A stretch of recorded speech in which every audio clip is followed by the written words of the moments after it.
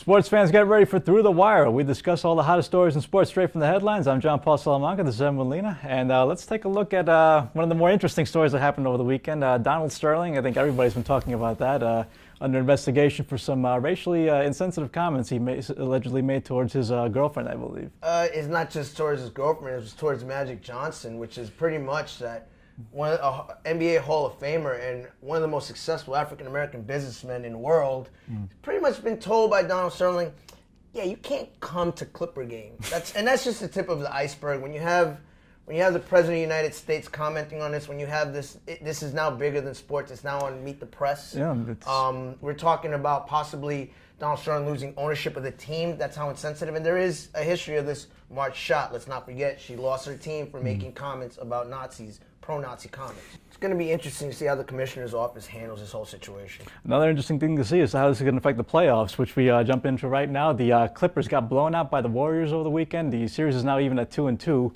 And moving on into Miami, we had the Heat going up 3-0 on the Bobcats. No surprise there. No surprise. Heat gonna heat. You know what I mean? What I'm fascinated about, though, is the Portland-Houston series.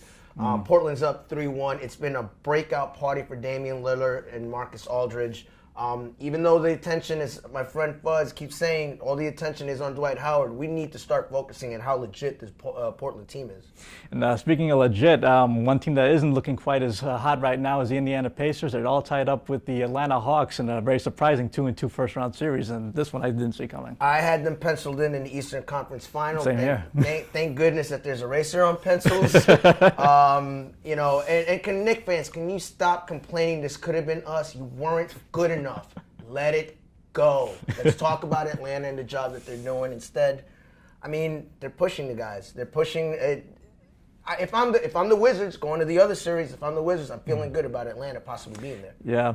Let's see how that turns out. And going right from the hardwood to the ice, we have the NHL playoffs. The Boston Bruins eliminated the Detroit Red Wings over the weekend. Yeah, it's a little weird seeing the Red Wings in that conference, in the Eastern Conference, but an old school rivalry right there that's going from one old school rivalry to a great old school original 7 rivalry against the Montreal Canadiens in the second round. That's going to be a very chippy series. I'm looking forward to it. And that wraps up this edition of Through the Wire. Remember to tune in next week for more, and to continue the conversation, remember to tune in to LatinPost.com.